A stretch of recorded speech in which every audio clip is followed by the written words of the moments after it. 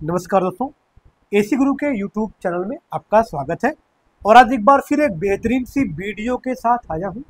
आज की वीडियो में हम एसी के लगने वाले एसी में लगने वाले इलेक्ट्रिक पार्टों का एक एक पत्ता पत्ता मैं आपके बीच में लेकर आया हूँ।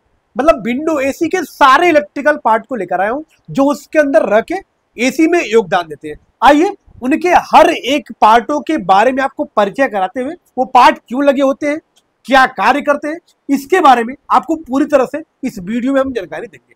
तो आशा करता हूं कि मेरी वीडियो पर आप अंत तक बने रहकर इन सारे पार्टों के बारे में अच्छे से आज जानेंगे। तो आइए फटाफट वीडियो को स्टार्ट कर रहा हूं। दोस्तों, इसमें लगने वाले दो पार्ट हमारे पास नहीं है। एक कंप्रेसर जो एसी में लगा हुआ है और दूसरा फैन मोटर होता है, क्योंकि विंडो एसी में लगने वाले कंप्रेसर का नाम रोटरी कंप्रेसर होता है, जिसमें मात्र दो पाइपें होती है, सक्शन होती है और डिस्चार्ज होती है। जो कि कंप्रेसर हमारा सक्शन लाइन से गैस को खींचता है और डिस्चार्ज लाइन से गैस को छोड़ता है। रोटरी कंप्रेसर में याद रखिए चार्जिंग लाइन नहीं होती है, क्योंकि सक्शन लाइन से ही एक पाइप निकली होती है जिसके द्वारा अपने कंप्रेसर में हम ऑयल चार्ज या गैस चार्ज करते हैं। तो ये रहा हमारा रोटरी कंप्रेसर। अब आते हैं एसी में लगने वाला पार्ट नंबर 2, जिसका नाम होता है फैन मोटर। क्या होता है? Fan motor. एसी के फैन मोटर में दोनों तरफ पत्तियां लगी होती है, जिसमें एक तरफ कंडेंसर फैन लगा होता है और दूसरी तरफ ब्लोअर फैन लगा होता है। कंडेंसर फैन अपनी हवा के द्वारा कंडेंसर को ठंडा करता है, जिससे कंडेंसर ठंडा होकर हमारी गैसों को आसानी से जल्दी से वेपर से द्रव में बदल लेता है। वहीं में बगल में क्या लगा होता है? ब्लोअर फैन, दूसरी तरफ ब्लोअर फैन लगा होता है जो एवापोरेटर की ठंडक को खींचकर गैलरी के माध्यम से कमरे में ठंडी हवा फेंकता है, जिससे कमरा क्या होता है? ठंडा हो जाता है। तेरा हमारा फैन मोटर का परिचय।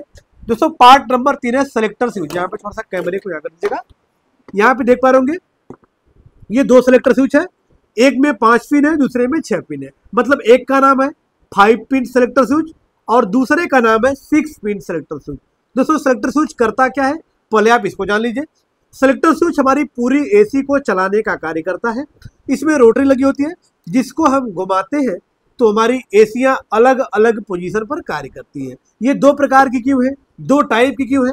क्योंकि जब हमारे एसी का पंखा 2 स्पीड का होगा, हाई और लो का होगा, तो उसमें 5 पिन सेलेक्टर स्विच का हम प्रयोग करते हैं। लेकिन जैसे ही हमारा पंखा अगर 3 स्पीड का होगा तो हाई, मीडियम, लो, जहां पे पंखा 3 स्पीड का होगा वहां पे 6 पिन का प्रयोग करिएगा, और जहां पे पंखा 2 स्पीड का होगा वहां पे 5 पिन सेलेक्टर स्विच का प्रयोग किया जाएगा। ये पुरानी एसीओ में लगता था। इसी के स्थान पे नई एसीओ में क्या आ गया?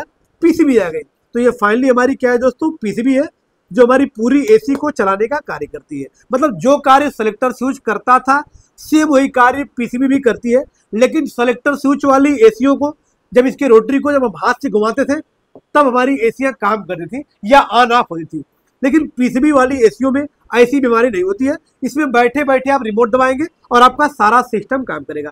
इसकी टेक्नोलॉजी थोड़ा सा बेहतर हो गई है, अच्छी हो गई है कि आपको एसी को टच करने की जरूरत नहीं है। आप बैठे बैठे रिमोट दबाएंगे और आपका सारा सिस्टम काम करेगा। इसमें सारी पिने हैं, फैन हाई की, मीडियम की, लो की, सिम मोटर की, कंप्रेसर की, सारे सिस्टम को ये ऑपरेट करने का कार्य करता है।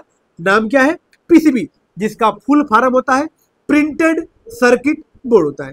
तेरा हमारे पीसीबी का परिचय। दोस्तों, अब नेक्स्ट पार्ट की तरफ बढ़ते हैं। यहाँ पे देख पा रहे हो दोस्तों, ये थर्मोस्टेट हमारा है और दो प्रकार का थर्मोस्टेट है, चूंकि दोनों का नाम थर्मल बल्ब थर्मोस्टेट होता है और ये दोनों कूलिंग को कंट्रोल करते हैं। लेकिन ये दोनों में अंतर क्या होता है, थोड़ा सा जान लीजिएगा। ये फ्रिज का है और ये एसी का है। अब दोनों थर्मोस्टेटों में अंतर क्या होता है? फ्रिज के थर्मोस्टेट में यहाँ पे देख पा रहे हो, थोड़ा सा कैमरे को करीब करिएगा, यहाँ पे देख पा रहे होंगे फ्रिज वाले थर्मोस्टेट में डिफ्रॉस्ट बटन होती है, परंतु एसी वाले में किसी प्रकार का डिफ्रॉस्ट बटन नहीं होती है। तो ये डिफ्रॉस्ट थर्मोस्टेट है और ये नॉन डिफ्रॉस्ट थर्मोस्टेट है। तो फाइनली एसी में लगने वाले थर्मोस्टेट का नाम नॉन डिफ्रॉस्ट थर्मोस्टेट होता है और ये डिफ्रॉस्ट थर्मोस्टेट जो फ्रिज में लगता है। करते क्या है? दोनों ही कूलिंग को कंट्रोल करने का कार्य करते हैं। यहाँ पे देख पा रहे हो दोस्तों, तो ओएलपी है, लेकिन अब नई एसीओ में ओएलपी का प्रयोग नहीं किया जाता है। ये पुरानी एसीओ में लगती थी। ये करती क्या है?